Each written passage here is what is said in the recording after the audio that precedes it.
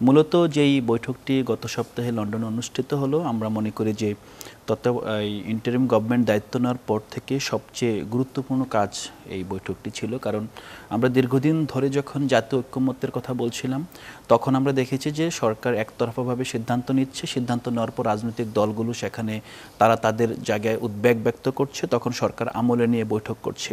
তো আমরা চেয়েছিলাম শুরু থেকেই সরকার রাজনৈতিক দলগুলোকে সমমর্যাদার ভিত্তিতে আলোচনা টেবিলে নিয়ে যদি সিদ্ধান্ত গ্রহণ করতে, হয়তোবা আমরা সংস্কারের ক্ষেত্রে অনেক অগ্রগতি দেখতে পেতাম। দেরিতে হলেও ভালো হয়েছে। এখানে আপনার সাবেক প্রধানমন্ত্রী বেগম খালেদা জিয়ার সুস্পষ্ট নির্দেশনায় যে বৈঠকটি অনুষ্ঠিত হয়েছে, আমরা এটাকে এই সরকার না, শুধু এই সরকার এবং পরবর্তীতে যে গণতন্ত্রকামী শক্তিগুলো বাংলাদেশে রাজনীতি করছে এবং পতিত যে স্বৈরাচার, তাদের যেই সর্বশেষ ষড়যন্ত্রের যে একটা প্লট ছিল, প্লটটি নস্যাৎ করে দেওয়ার জন্য এই বৈঠকটি গুরুত্বপূর্ণ ছিল এবং এটা আমরা স্বাগত জানাচ্ছি। কিন্তু একটা বিষয় আমরা বুঝতে পারলাম না, যে প্রধান উপদেষ্টার এক সপ্তাহ আগের একটি বক্তব্য, তিনি যেভাবে এপ্রিল মাসের প্রথমার্ধে ইঙ্গিত করেছেন, হুট করে একটা মিটিংয়ের মাধ্যমে কিভাবে সেটা ফেব্রুয়ারির দিকে চলে আসলো, এটা একটা গুরুত্বপূর্ণ পয়েন্ট। কারণ আমরা দেখেছি যে গণতন্ত্র কিংবা যে কোনো আপনার বেনেভোলেন্ট আপনার ডিকটেটরশিপ, আমরা যেটা দেখি যে আপনি প্যাটার্নালিস্টিক ওয়েতে যে জাতির জন্য ভালো মনে করে আপনি আলাপ আলোচনা না করে অনেক কাজ করতে পারেন।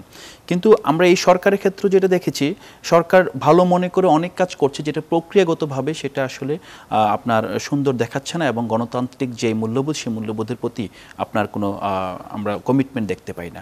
সংস্কারের ক্ষেত্রে একই বিষয়, সরকার দীর্ঘদিন ধরে বলছে যে ন্যূনতম সংস্কার হলে ডিসেম্বরে হবে, আর যদি অধিকতর সংস্কার চায় রাজনৈতিক দলগুলো, তাহলে এটা জুনে নির্বাচন হবে। এখন যদি আমরা ফেব্রুয়ারিতে যদি নির্বাচন হয়, আসলে ফেব্রুয়ারিতে ন্যূনতম সংস্কারের চেয়ে কত বেশি সংস্কার হবে? যদি ন্যূনতম সংস্কারই সরকার বাধ্য হয়, তাহলে সরকার নির্বাচন ডিসেম্বরে দেওয়া উচিত, যে আমি ন্যূনতম সংস্কারই করে যাব। আজকে আমরা বিভিন্ন দল এবং বিএনপি পন্থী যেই বুদ্ধিজীবীরা আছেন, লেখালেখি করছেন, তারা বলছেন সরকার ন্যূনতম সংস্কারে ঐক্যমত হয়েছেন। আমি মারুফ মল্লিকের লেখা থেকে উদ্ধৃত করছি।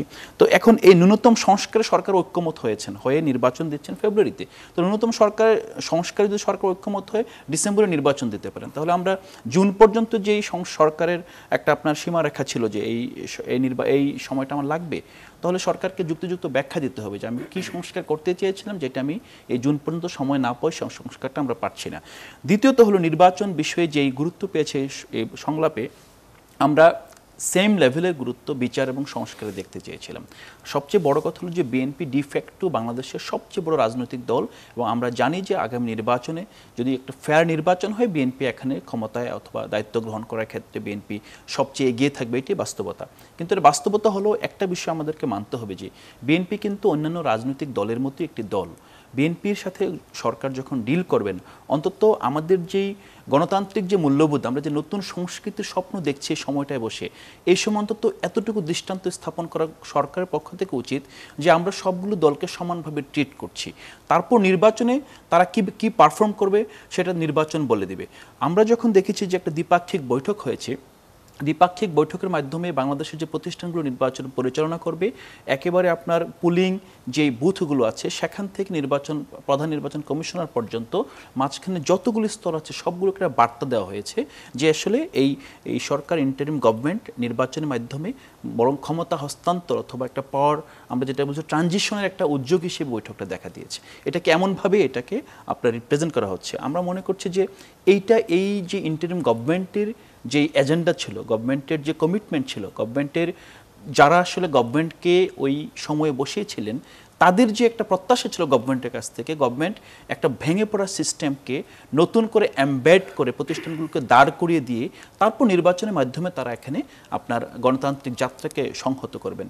কিন্তু আমরা মনে করছি যে সরকার তার বিভিন্নমুখী চাপের কারণে তার ব্যর্থতার জায়গাটা নির্বাচনের মাধ্যমে এক্সিট নিতে চাচ্ছেন। যদি এক্সিটই হয়, তাহলে আমরা গত 10 মাসে আমাদের অর্জন এবং আগামী যেই 7-8 মাস আমরা পাবো, এই 7-8 মাসে আসলে এই গণঅভ্যুত্থানের যেই আপনার একটা আকাঙ্ক্ষা, যে মানুষগুলো যে কারণে এখানে 1400-র উপরে গ্যাজেটেড শহীদ আছেন, আহতরা আছেন, তাদের যে আকাঙ্ক্ষা, সেই আকাঙ্ক্ষার প্রতি কি সরকার সত্যিকার অর্থে সুবিচার করেছেন? নির্বাচন নিয়ে কিন্তু আমাদের টাইম লাইন নিয়ে কখনোই কোনো কনসার্ন ছিল না। আমাদের একটা সুস্পষ্ট কনসার্ন ছিল যে আমরা টাস্ক ওয়ারি, যে আমরা একটা কাজের পর একটা কাজ করবে। সরকার বিচার, সংস্কার এবং নির্বাচন 3টা রোডম্যাপ দিবেন।